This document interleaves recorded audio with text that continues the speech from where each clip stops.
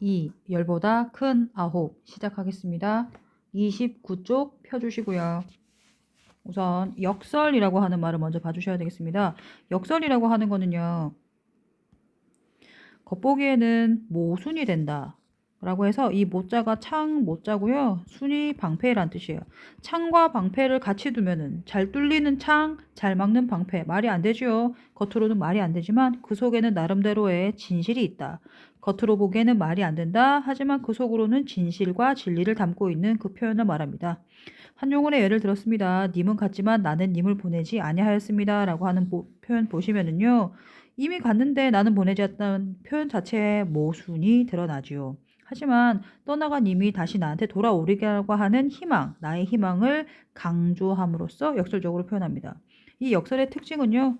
반대 개념을 가지거나 함께 사용될 수 없는 말들, 말이 안 되는 것을 결합을 하여서 그렇게 하는 모순 어법을 사용하는 것인데요. 왜 이렇게 역설을 할까요? 역설의 표현을 하면 어떤 효과를 주나요?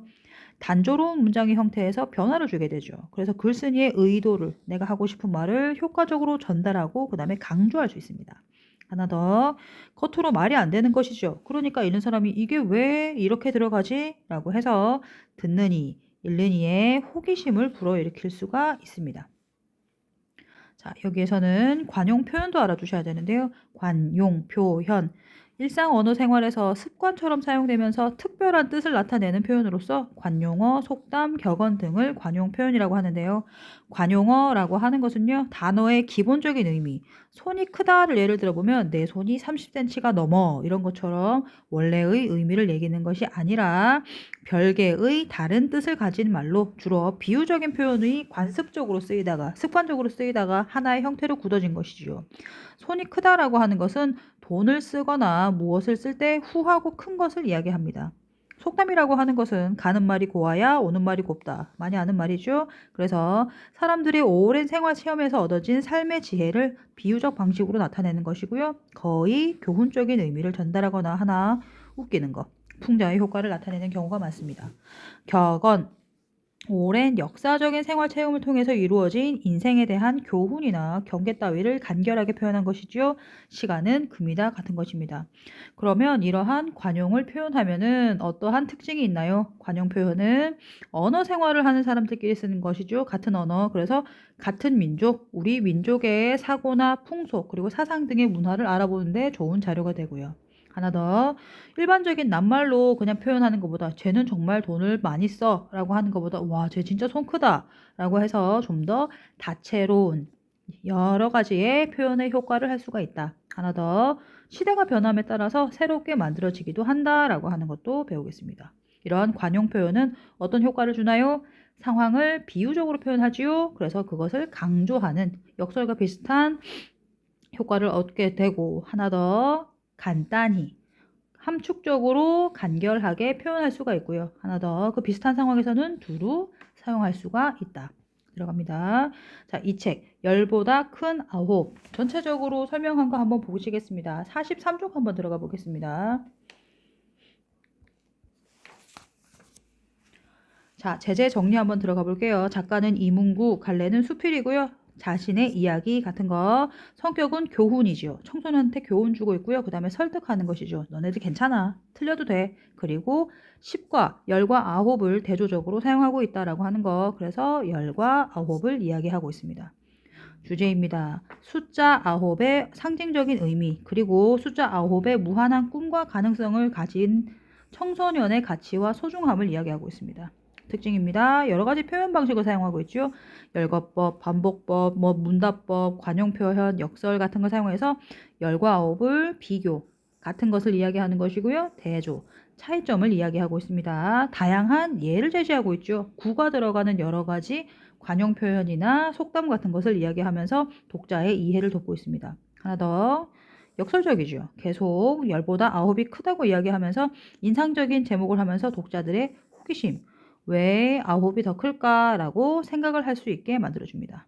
자, 글은 처음, 중간, 끝 이렇게 들어가는데 처음에는 아홉과 열이라는 수의 뜻에서 같이 생각해보자 라고 하면서 중간 부분에서는 우리나라에서는 완전한 숫자인 열보다 아홉, 미래의 꿈과 가능성을 가진 아홉을 더 사랑했다.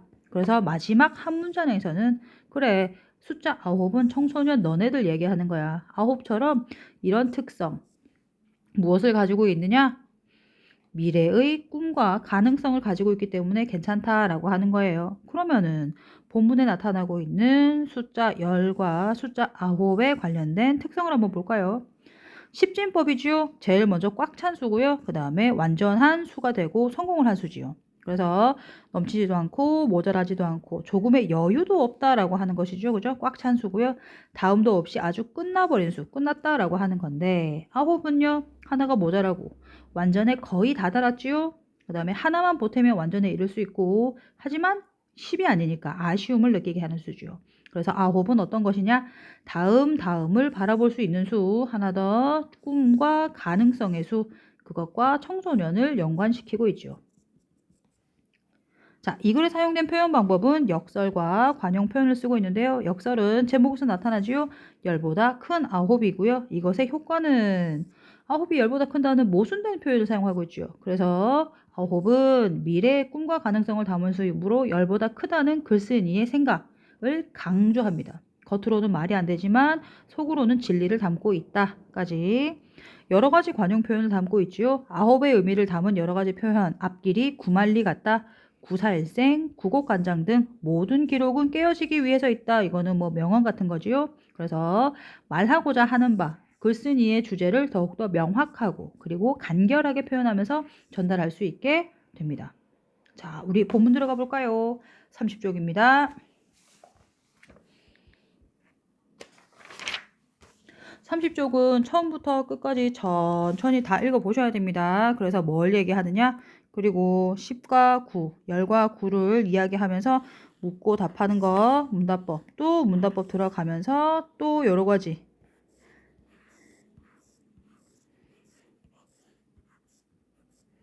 9에 관련된 여러 가지 표현을 보여줘요. 하지만 요거는 이 아저씨가 잘못 알았다는 거. 자, 그리고 읽어보셔야 됩니다. 31쪽 한번 가보시면요. 설명한 거 한번 볼게요. 자, 열과 아홉을 나타낸 표현은요. 처음 부분에서 글쓴이는 아홉과 열이라는 수에 대해서 뜻에 관해서 같이 한번 얘기해보자 라고 얘기하면서 수의 의미를 독자들한테 말하듯이 서술하고 있습니다. 열은 아까 얘기했죠? 그 다음에 아홉도 아까 얘기했어요. 꽉 찬 수다, 약간 모자라지만 가능성이 있는 수다. 하나 더, 아홉이라는 수를 다양한 표현을 하고 있죠. 나열, 열거하고 있고요. 그 다음에 반복하고 있습니다. 이것을 왜 그럴까요? 아홉이 열보나 작지 않다는 것을 알려주고 싶기 때문입니다. 그래서 아홉이 들어간 표현을 보시면 구만리장천, 앞길이 구만리 같다, 구곡강장, 구절양장, 구중궁궐, 구사일생, 구천 쭉 뜻 한번 보고 넘어갑니다. 자, 여기도 32쪽입니다. 여기도 쭉 읽어주시면 되겠습니다. 또 계속 얘기를 해요. 구가 더 좋다. 구를 더 사랑한다. 라고 하면서 하나 더 뭐뭐 했겠습니까? 라고 하면서 물어보지요. 이렇게 물어보면서 강조하는 법은 설의법이라고 하는 거. 하나 더. 요거는 모든 기록은 깨어지기 위해 있다. 관용 표현이지요. 격언을 사용하고 있고요. 기네스북 설명하고 있으면서 그 다음 여기 아홉이라는 수는 열보다 많고 열보다 크고 열보다 높고 계속 나열하고 반복하고 있죠. 그래서 구가 더 낫다라고 하면서 구가 더 사랑받는데요. 이 글쓴이가 말하고자 싶은 게 끝에 나옵니다. 여러분, 중학생, 청소년을 먼저 대상으로 하고 있어요. 당신들은 지금 잘하고 배우고 놀아야 할 중학생이에요. 그래서 완벽할 수가 당연히 없고 어딘가 부족하지요. 그래서 정상적이다. 뭐냐? 아홉이다. 너네들은. 그래서 너네들은 모자라. 당연히 모자란데 그것 때문에 괴로워하고 외로워하고 서글프게 생각하지 말아라. 왜냐? 아홉이 더 좋으니까. 미래가 있으니까. 그래서 어떨까요? 이제부터 열이란 수보다 아홉이란 수를 더 사랑해 보는 것은 이라고 하면서 서술어랑 주어부를 바꿔서 얘기하고 있죠. 그래서 이것을 도치법, 위치를 바꿔서 설명하고 있다라고 하는 거 봐주시고. 설명 한번 볼까요? 열과 아홉에 대한 표현은 8에서 정리하고 있고요. 한 번 더 들어가죠. 그래서 미래의 꿈과 가능성의 수, 청소년과 한번 다시 연결시키고 있다. 하나 더. 역설의 표현, 관용의 표현. 그래서 역설은 10보다 큰 9. 아까 얘기했죠? 관용 표현 들어가 볼까요? 앞길이 구말리 같다. 모든 기록은 깨어지기 위해 있다. 이거는 격언이 들어가고요. 그래서 명확하고 간결하게 설명하고 있습니다. 왜 아저씨가 이거를 썼을까요? 청소년아, 너네들은 9이니까 괜찮아. 틀려도 돼. 아직은 다 완전하지 않아도 돼. 그래서 글쓴이의 의도 청소년은 아직 완전하지는 않아요. 9이라는 숫자처럼 미래를 향한 가능성이 있는 사람들이다. 그래서 너네들은 실수해도 괜찮아. 라고 이야기하고 있습니다. 끝.